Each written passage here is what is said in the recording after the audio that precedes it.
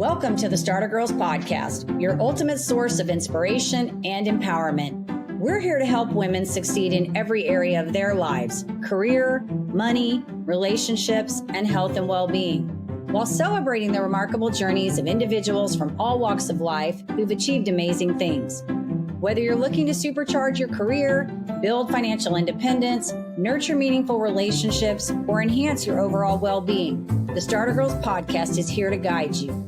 Join us as we explore the journeys of those who dare to dream big and achieve greatness. I'm your host, Jennifer Loehding, and welcome to this episode.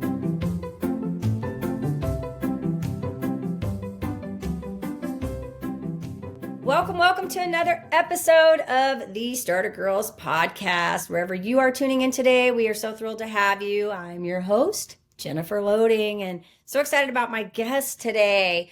So there's something incredibly powerful about hearing a story from someone who has walked the path before you.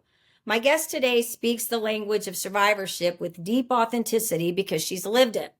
She's a writer, a longtime cancer advocate, and someone who truly understands the many perspectives of a breast cancer journey.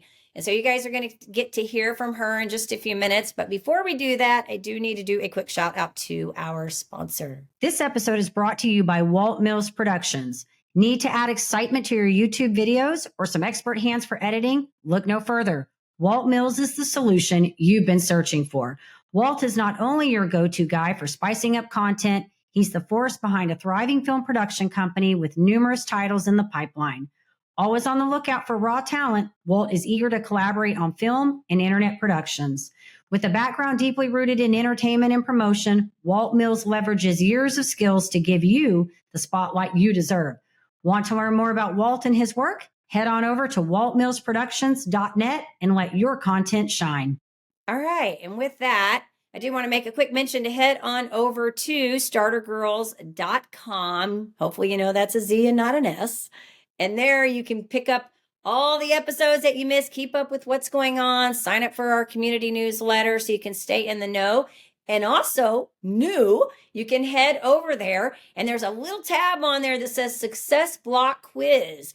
And on there, what you can do if you are maybe you're a current entrepreneur, aspiring entrepreneur, creator, innovator, all of those things. You got a business you are running and you want to find out what your number one success block is that is keeping you stuck. We all have them. So head on over there. There's a quiz you can take. It's like a 2-minute quiz. It's kind of fun and it'll tell you what that block is and you'll get some tips on how to move around that.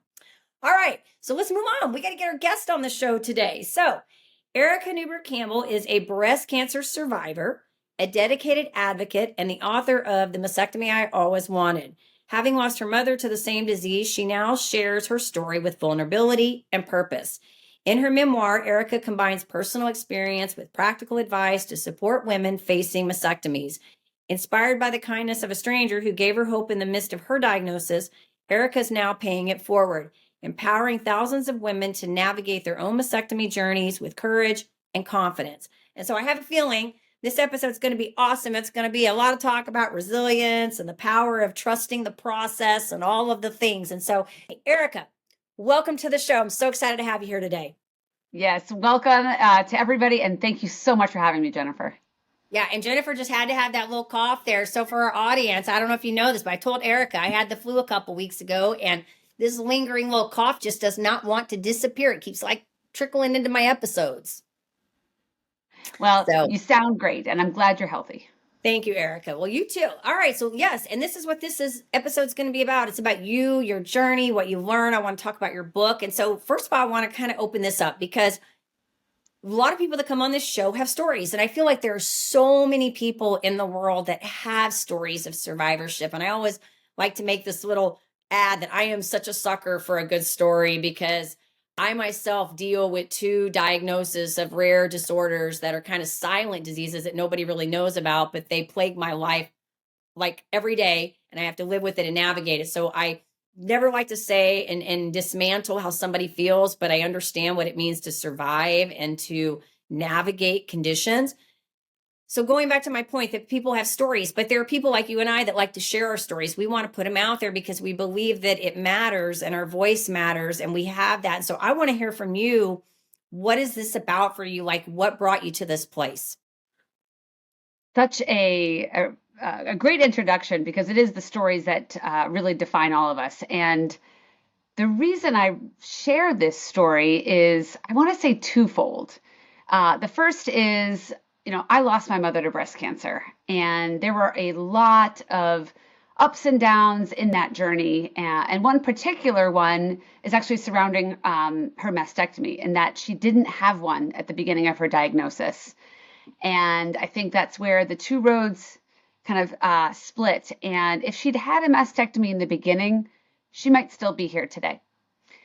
So, obviously I've done a lot of mental health therapy to work through that. But then when I was diagnosed 15 years later, it felt like the time to redeem that story, right? You talk about the stories. It was time to redeem those choices. And so at the same juncture that I was at with my mother 15 years later, I took the other path, right? And I did have the mastectomy, and that has made all the difference. And so I really thought about, okay, part of the reason my mother didn't have that mastectomy back at the start of her journey was because she had a lot of fear, naturally. She didn't have as much information, and she felt so alone in that decision. And so when it was my turn, as you said, I'll tell you later, there's a stranger that actually helped me with that decision. And then I thought, you know what? I get to pay it forward. I get to rewrite my mom's story, write a new chapter of mine, but then also help more women in the future with that decision too. Yeah, no, that's good. And I love that you talk about that changing of the story, because we often do, we make decisions with what we know, right? And that at the time that your mom made her decision, that was given the information and the knowledge that you have. And obviously 15 years later, I'm sure there's more information that came forward. There's probably more even now, right? Right. So yeah, no, I think that's good. And I get so many, it's interesting because I was talking the other day, I don't know who I was sharing this with, but I was telling them that, a lot of people go through hard things. And then sometimes some of us go through a lot of hard things. I don't know how you feel, but sometimes I feel like I keep getting dumped on with a lot of hard things. I feel like they just kind of keep, and I'm not talking just personally my health, but I'm also talking with my children.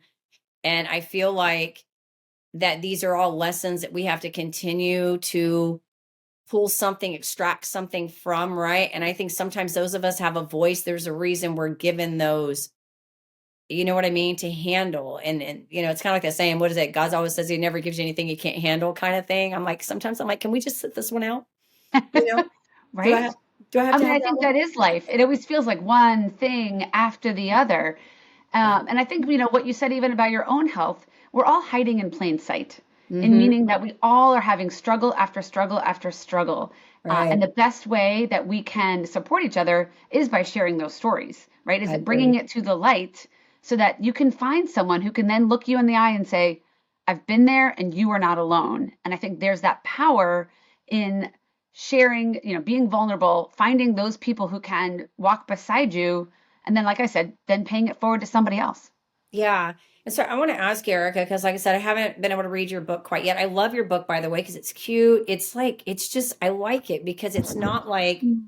big and bulky. Yeah. It's Right. just It's the kind of, size of your hand. yeah, it's sleek and it's a doable, right? Like I like to read, but sometimes how you get books. Like I just got through reading this book that was like huge. And like I'd sit down and I'd get so overwhelmed because I'm like, I gotta read a bunch of it. I love it when they're just kind of concise. And I mean, I flipped through it, you've got pictures in there. You're really raw and authentic in that. And I mean, I didn't, like I said, I didn't read everything, but I looked through it to kind of see what you've done in there.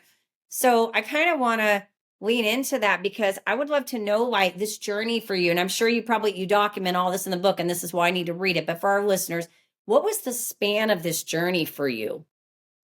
The majority of the book was probably written, well, it was written over several years, but the time frame of the journey is about a year, Okay. right? From diagnosis to when I felt, and I'll put this in quotes, healed. And thank you for saying this about the book, because this book is really supportive to women who are newly diagnosed. And you know what women who are newly diagnosed don't have is a lot of time. And so I wrote the book intentionally to be short, to be a quick read, because I wanted to validate all of the emotions and the feelings, especially in that really challenging beginning period. But also, again, I made it small so it can fit in someone's purse, right? Like I was really intentional about this. I want you to be reading it, maybe at a coffee shop or, getting it at the doctor's office I and was putting gonna it in just your say bag. while you're at the doctor's and you're waiting in the lobby, right? Yeah, I mean, I Yeah. really wanted to be really intentional and compassionate to the feelings and the emotions. And you said it, the overwhelm at the start of a diagnosis. And so Mhm. those choices about the actual shape and size and length of the book, super intentional because I felt again, people were coming at me all the time with advice and different tools and different resources. And it felt so like I was drinking from a fire hose. So this book is intended to be short and it is super, super available for somebody who really just wants to know what to expect. I kind of call it like what to expect when you're expecting a Right, mastectomy, right. A right? different Like, scenario. Yeah. yeah. And it gives you jam packed with the information you need. Yeah. I want to go back to something you said a minute ago. I was trying to like not forget this in my head because I know how I am. My brain goes, whew, whew. You mentioned all this advice coming in. And I will say this, I don't, and maybe you felt this same way. When you have like a diagnosis, there's two things I'm going to say. One, when you have a diagnosis, it's when you get the diagnosis and what do you do with it there because you got a lot of different information coming in. But there's also like when I was going through mine, we didn't have a diagnosis, so we really didn't know what to do. I Yeah. mean, it took them 6 months to diagnose it first when it took over a year, 5 hospital visits, being misdiagnosed before we got my second diagnosis in 22. So what I want to touch upon is all the information coming in because you stated that and no matter what you're faced with, we all get that overload of information, right? Like what's the right thing to do? And I know for me, it's like, I remember just to give you, kind of a story. I don't want to hash on this forever, but I went into the ER on one visit because I got migraine. I've had migraines like my whole life. When I got into my mid 40s, I'm in my 50s now. They changed a little bit. And instead of getting the head pain, I get a silent migraine. So I've always had the aura, meaning I get the flashing lights, all the weird stuff. I feel off, got to lie down, all of that. But the headache went away. So oddly enough, I'd be like, oh, I'm getting stuff in my eyes. And you think you're maybe getting a stroke or something, right? Because you're like, these are weird symptoms, but you have no head pain with it. So one particular scenario, I had gotten a black spot in my eye, and you think black spot, you think stroke, right? So I'm online looking, go to the ER. I walk in, I tell them, I'm overall, I work out every day. I don't eat a lot of sugar. I mean, for most sake, I'm pretty healthy. I go in and I'm like, I got a black spot in my eye. And they're like, oh my God, we got to get you in. You could be having a stroke, right? So they get me in there. They run an MRI and they find a spot on the MRI, but they think it may be just like something on the film. So the guy says, we're going to send you home. Then he comes back in and says, no, we're not, because you're saying you have these symptoms. We want to monitor you overnight. So they put the heart monitor on me. They have the speech people come in the next day to see if you see how I am. I'm pretty salty. So they have the speech people come in the next day to see if I'm talking. And this is how I am. I'm thinking my husband's out of town. My pets need feeding. My son is at home. I need to get out of this ER like right now. You guys want to know if I can talk. I'm talking. Okay. So before this thing was all done, they had done a bubble test on me. They'd done an echocardio. They'd done all these things on me. The neurologist comes in and he says, I think you just had a weird migraine experience. We have these sometimes, yours are just evolving. They send me home. But before I left, this is where it gets crazy. Before I left, they had ran like my cholesterol and all that. And anybody listening to this, I'm not a doctor. Don't take this from me. You go talk to your doctor. But I've been following this. I'm keto certified. I've been following this for a long time. My cholesterol is a 2-to-1 ratio, but it's always elevated because I do low carb, meaning I eat fat and no sugar. So they see that number. Doctor calls me up, leaves me a message and says, I'm calling in statins and baby aspirin. And I'm like, no. They had me all stressed out at that whole event that just totally messed me up. And so that happened in October of 23. And then I went to work with a functional doctor in February of 24. And so my point to this is she was looking at all that. And I was telling her, I said, I had all this advice coming in and they were telling me, like I went back to the heart doctor to talk about this. And she says, I don't care what you do. I don't like your cholesterol number. And I'm like, so you're telling me to go back and eat all this garbage so we can get that one number to the number that you like. And they had me all stressing out. And so I just learned when you go through all these kinds of things like this and you're getting all this advice, you have to start filtering out. And it's not that you want to just say dismiss doctors' information or anything, but I think you have to do your research, get second opinions, follow with your gut on some of this, and do what's best for you. You know? I could not agree more. Honestly, I was going to say you've got to be your own advocate. You Yeah, I know that was a absolutely long do. story. No, I'm I a mean, long I think, storyteller. well, I mean, similarly in some ways, after my mom died of breast cancer, I was pretty sure that I was going to get breast cancer, right? Like I just Mm, had it in my head. yeah. And over the 15 years, I advocated for myself because I said, you've told me I have dense breasts. You've told me I have calcifications, which is kind of like a Right. precursor thing. And I keep coming back because you keep seeing scary things on the mammograms. And, I've gotten MRIs and ultrasounds, all these things. And actually, I said, I feel like I'm going to get breast cancer. And they Mm, kept saying, no, no, no. So I dismissing. actually at one point said, at what point are you guys going to let me have a preventative mastectomy so I can stop this mental game and the fear and all of the misdiagnosis and all this stuff? And they were like, you're fine, you're fine. And they sent me along on my way. So when I was, finally, I say this, I was finally diagnosed. Um, I kind of had this little bit of an attitude, kind of like you said, Jennifer. I was like, I told you so. I Right. knew this was coming for me.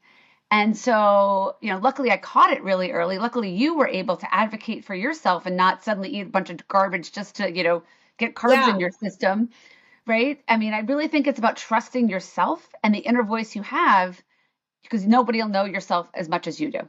Yeah. And I think when you're an advocate like that, you're not the type of person that's just reading the first thing and going, I'm jumping on that band. No, you're like, I tell people, when you ask anybody, I've got friends, ask anybody with a chronic disease or anybody that's dealing with some Crohn's, IBS, colitis, anything that's any type of biliary disorder, which is what I have a biliary disorder. Ask anybody that's dealing with those kinds of things. And if they are not playing victim, what I mean, they're actively trying to do something, they're researching and they're Yeah. probably looking at a lot of things. But like you said, there's a lot of information coming.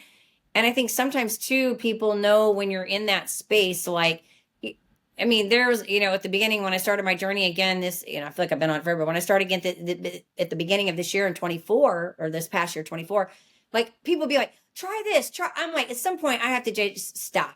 Just Yeah. stop. I'm not doing anything else than what I'm doing right now because Yeah. we've done it. We've done it. Okay. And I'm just at the point now where, like, some things you've got to accept and you've got to navigate.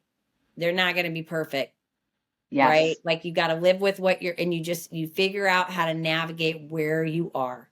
Yes. And have the resilience to keep going until you get the answers that feel right in your bones. Exactly. So Yeah. I admire you because I think we have different things, but I admire your your fight for yourself, like that persistence to stay on top of things Yes. because had you not, you might not have been here, right? Yeah. Like you might Oh, not yeah. be here. And so sometimes us little salty, fighter people, we need to be here for a reason because that's what we do. We advocate for ourselves. Like I feel for somebody who has had to go through what you have had to go through or what I've had to go through that didn't advocate for themselves. I can't imagine it because I have been in so much freaking pain Mm. off and on over the last 12 years that I can't imagine not having been that person that did that because I think you just sit on pain pills. I guess that's what you do. You just stay on pain pills and then you have no quality of life, right? So, Yeah. Yeah. anyways, I admire you. That's what I want to say. I admire you Well, for right back at you, friend. Right back at you. I love these stories of survivorship because it's like when people talk about this stuff, I'm like, I feel you. I don't know exactly what you went through, but I feel it because I Yeah. know Right. the journey, you know? 100%. There's common threads in all of this. Yeah. Yeah, yeah. So you're awesome. Let's talk about your book again because I want to kind of talk about that process because you moved into how long has the book been out now? It's been out about 6 months. Okay, so you're fairly new writer. Awesome. So I want to, because somebody listening to this, two things to this story. It's the survivorship. We're probably going to come back to that because I want to talk about the mindset between these in a minute. But Yes. I feel like there's two stories here. It's your survivorship through this journey of getting the mastectomy and the cancer, but also becoming a first time author and writing a book and putting something out there, because I've also done a book and it's about my journey. It's not an easy thing to do, right? Like you do it and you're like, yes, I checked it off, but it is not an easy thing to do. So I would love to know, like, maybe some of the hurdles you went through, getting this pulled together. Like mine, it was like I would write in my chapters and then I would start crying about it because it was like Mhm. making me relive some of the junk, that I had gone through. So I'd love to know, some of them, and I'm sure that whatever, I don't know what yours is, but some of the challenges you went through writing yours. Oh, absolutely. And let me start actually somewhat at the beginning and how this all really came to be is after I was diagnosed, I'm working full time and, I have I lead a nonprofit and I was in a team meeting and I said, okay, everyone just announced what had happened. I'm going to be out. I have a mastectomy next week. I'm going to be out for 6 weeks. Yeah. And after the meeting, we had a new employee in the office, and she pulls me aside. I barely know her, right? I barely know her at all. And she says, and she whispers, "Hey, I've had the same surgery 5 years ago.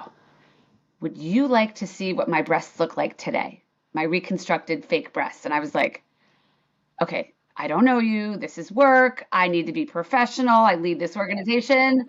Yes. But yes, yes, I do. Yes, I do. And so we go off and find a bathroom off the beaten path, lock the door. She takes off her shirt and she shows me her reconstructed, totally fake breasts. And I'll tell you, Jennifer, amazing. Her breast looked so real.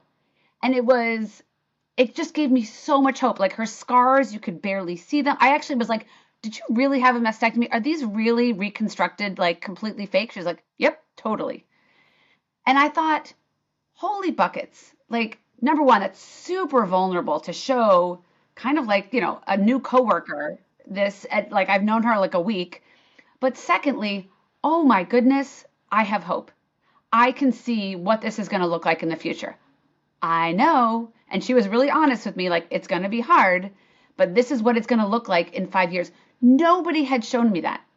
No doctor had any of these photos. You really can't find anything safe and trustworthy on the internet. Right. And I was like, what a gift. What a gift this is.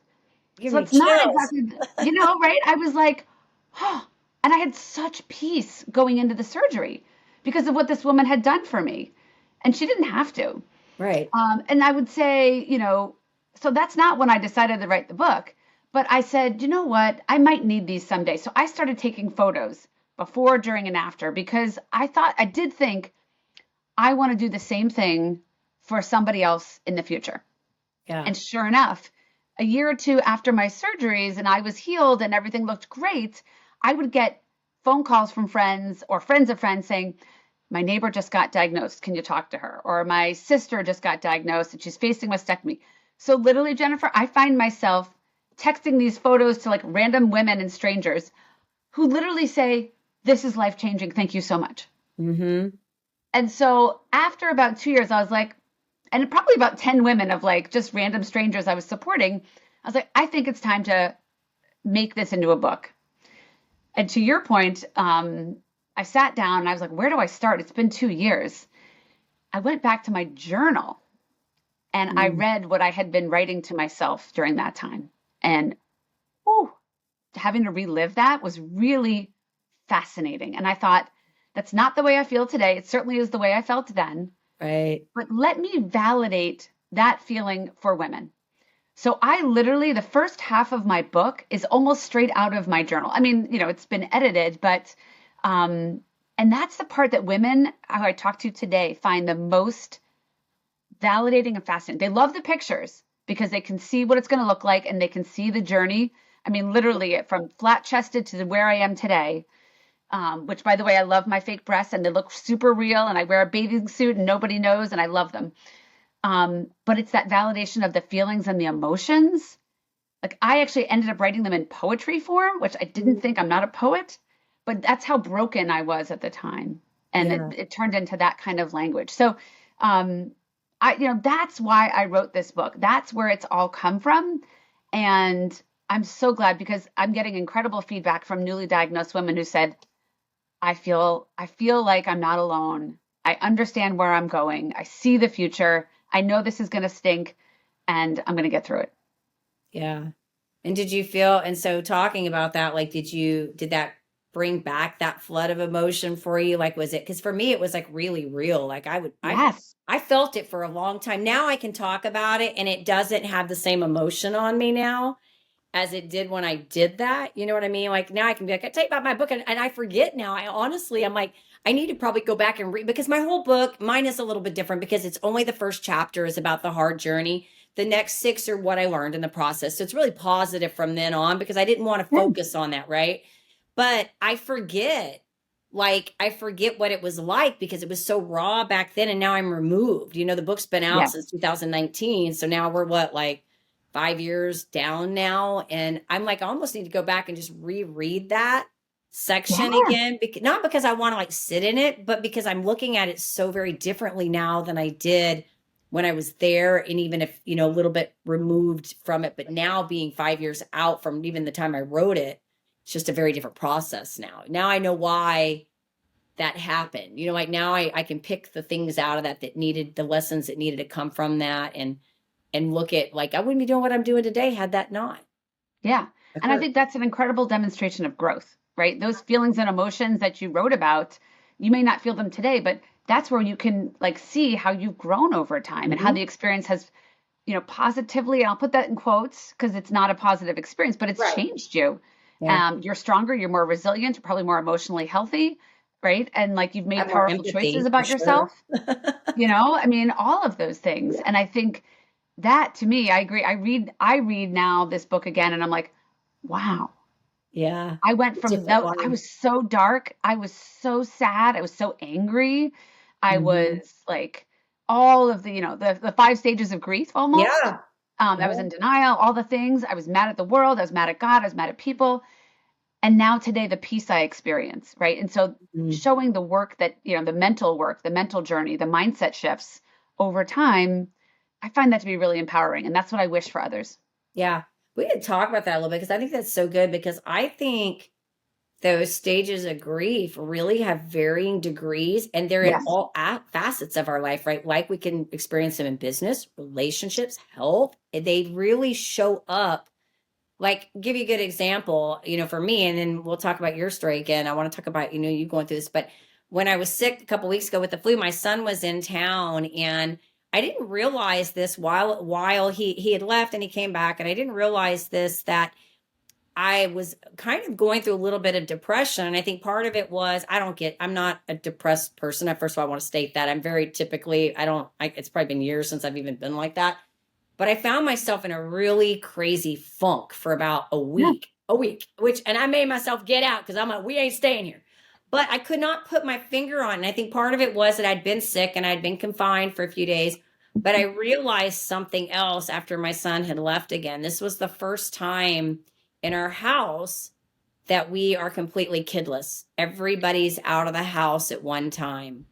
And I didn't realize that in the moment until after. And which is so weird because I think empty nesting is such a weird thing. Like, all of a sudden I'm bored. I'm like, I have so much stuff to do, but I'm bored. We went out with my daughters on Saturday to a bar up in Denton, where it's like Denton, Texas, which is kind of a college town. And they had a drag show going on outside. Now, not that we went there for the drag show. We actually went to a different place, and it was an hour and a half wait. So we went somewhere else. We found another little place up the road, and we ate there, but it was like a little speakeasy bar. So my point to this is, we're doing crazy things because mom's bored, right?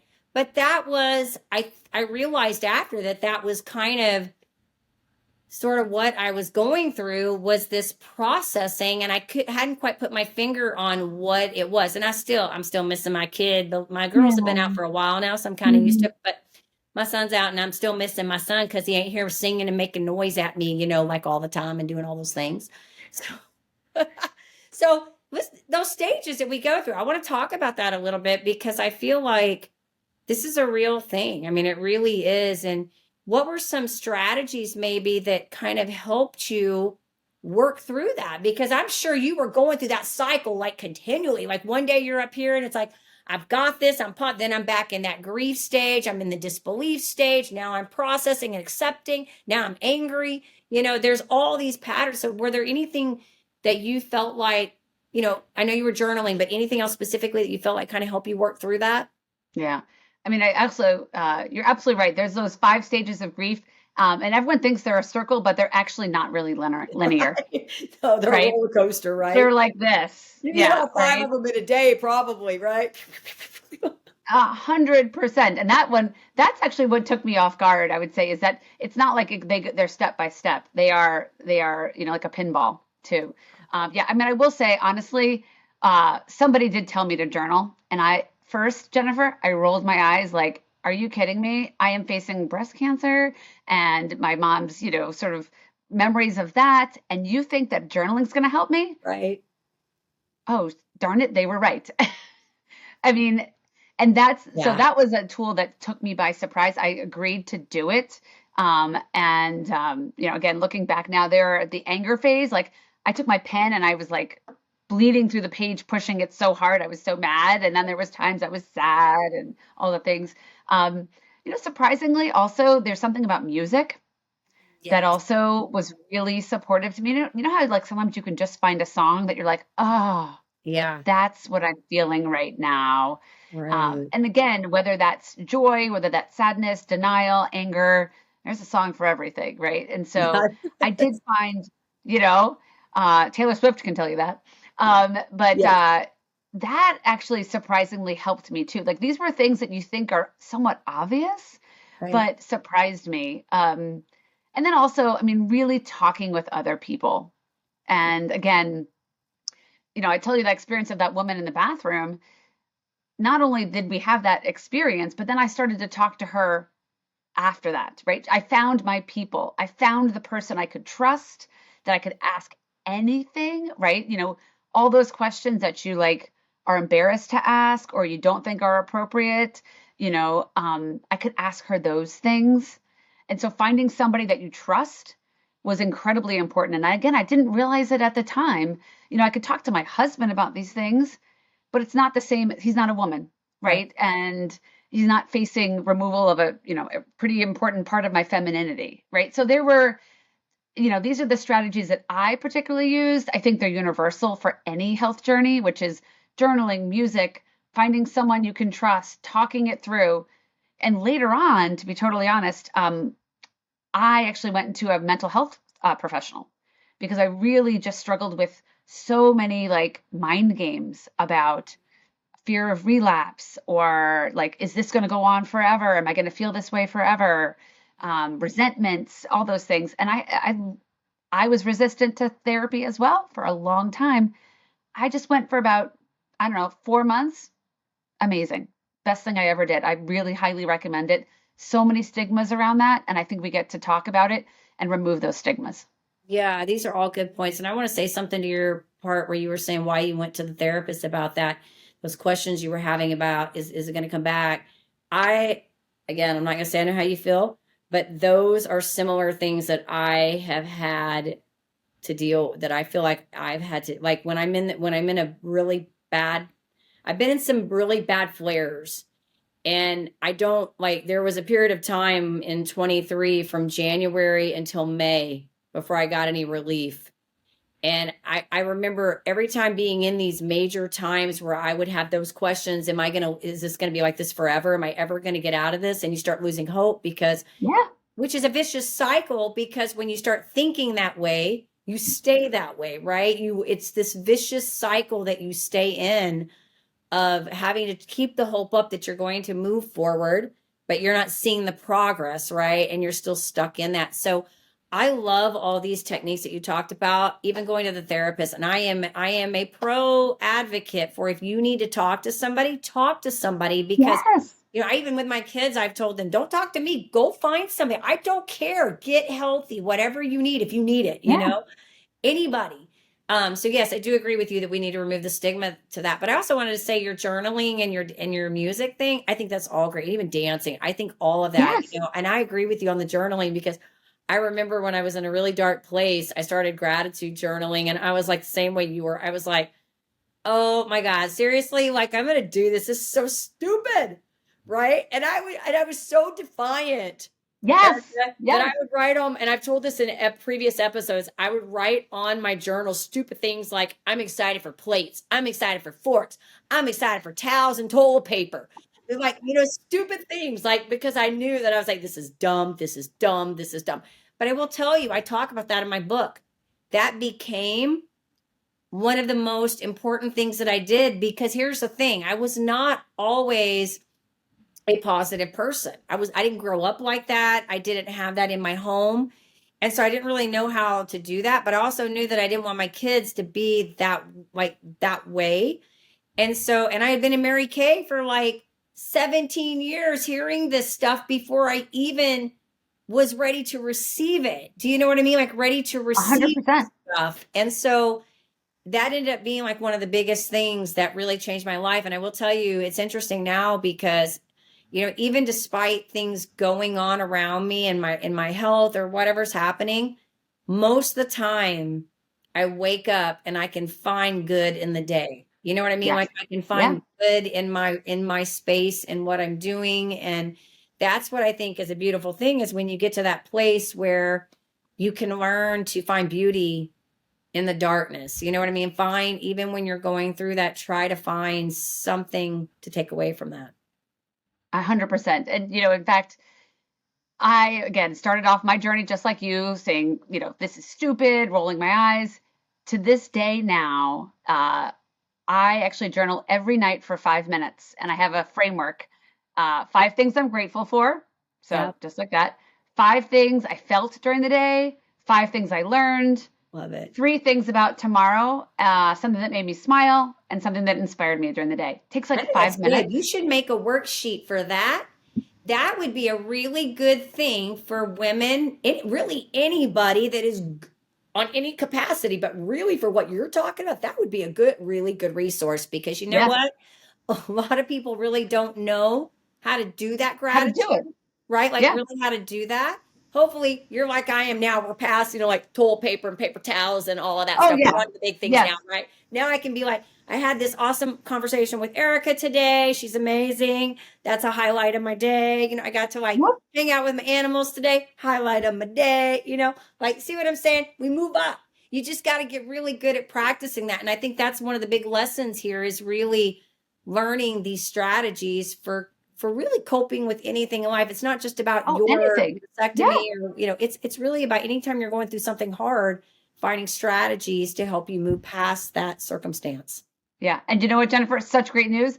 I actually do have that Oh, do template on you? my website. Oh, Yeah. good, Yeah. good. I'm gonna say you better have that out because I'm gonna go to your website and get it because I want that because I do Oh, that. And I absolutely. like that Yeah. you have all those prompts because I've always Yeah. been like, okay, what are our 5 things to be grateful? But I like it because you extend it to what made you happy, all of these other things to really make you think, you Oh, know? yeah. And now I cannot go to bed unless I do that template. It I love literally it. takes 5 minutes. Sometimes if I'm like at a hotel and I've forgotten my journal, I'll like write on the back of a napkin or like the little free paper. Like it helps you process. It helps me sleep. And it's Yeah. 5 minutes. So yes, I'm it's gonna go free on my download website. it. I'll send you the link. Yeah, I'm gonna go check it out. So I want it. So yeah, because I think it's great. I think sometimes it's like anything we do. It's like even when like I just finished up a program and it's not so much the actual like video that you watch that does all the work. The work lies in the worksheets that go with it because what they do is they force you to actually sit down, be conscientious of what you're doing in your business, the blocks that how they're showing up in patterns,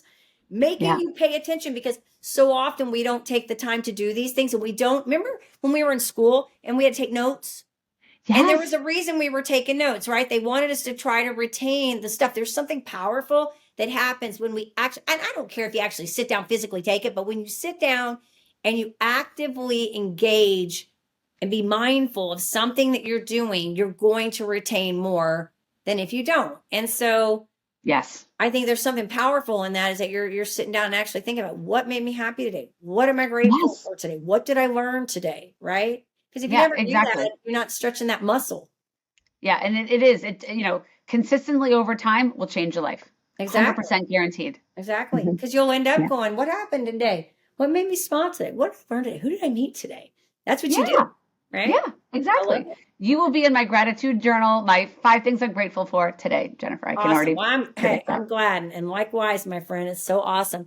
Erica, you are amazing. And I know our Mhm. audience is going to be listening to this and going to be like, like I said, there's so many takeaways in this. I'm going to love it when we put this in and we get like all the little key takeaways. Like, what are the big things we talked about today? Like, resilience and mindset and seeking help and gratitude journals and techniques and, All finding a the things. support system yeah, so much here shared very different stories, but I think commonalities in Yeah. how, we process all these things. Cause I think, I had a mentor once that said, that what you think that what you think most is personal is universal, right? We always think that we're isolated in our own stuff, but there are plenty of other people that are walking journeys with us. Are not entirely the same, but they are processing some similar things and probably going through some similar types of emotions. And that cycle, I think, is a universal thing. It's just how Absolutely. we all go through it, this point, that point, how long we stay here, it's all different.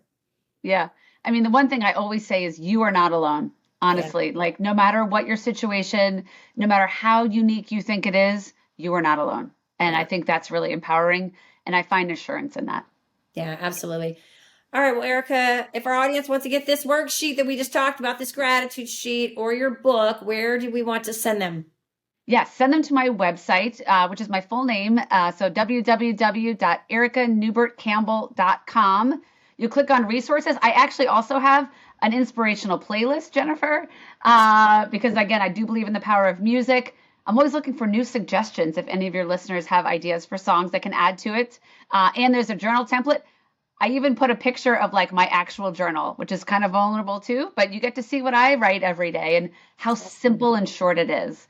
Yeah. And also you can learn about my book there, Yeah. Also, ericanewbertcampbell.com. I forgot to mention, sorry to mean to catch you. I say I forgot to mention authenticity. That's our other lesson in this message too, is about vulnerability and authenticity, right? Being raw and Yeah, real and putting it out there because that's what people want. They want to see, they want to know what you went yeah, through because somebody else is going through it and they want to know what that journey is like. absolutely. And if you know someone newly diagnosed, again, the book has a lot of photos. Talk about vulnerability there. I am a professional person, but I just felt so called to share those photos because they're not available. Usually, doctors and physicians don't often have them. I really want to make sure that people have all the information they need to make a good decision. And the gal that was at your office, I mean, how wonderful that she came into Ah, your life, at the yeah, moment. I mean, it's almost like divine intervention. Like a week she shows up, you get diagnosed, and y'all, yeah, connect. I think it's just, I mean, not cool circumstances, but it needed to happen so that you could make the decision you needed to make.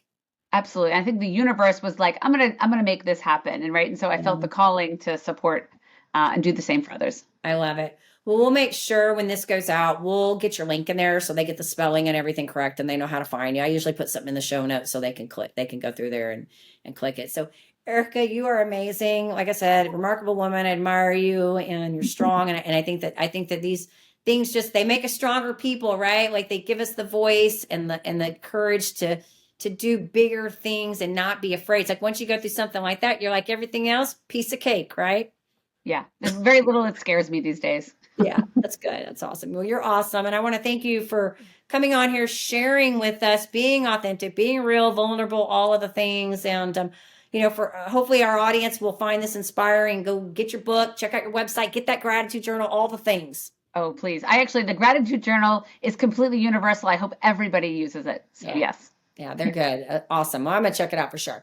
All right. And so, of course, to our audience, if you found this episode inspiring, informative, which we hope that you did, you know what to do. Do all those things, share, subscribe, like, hit the buttons, all the things, comment, leave us a message so that we can keep sharing all this fabulous content with you. And as I always say, in order to live the extraordinary, you must start. And every start begins with a decision. You guys take care, be safe, be kind to one another, and we will see you next time.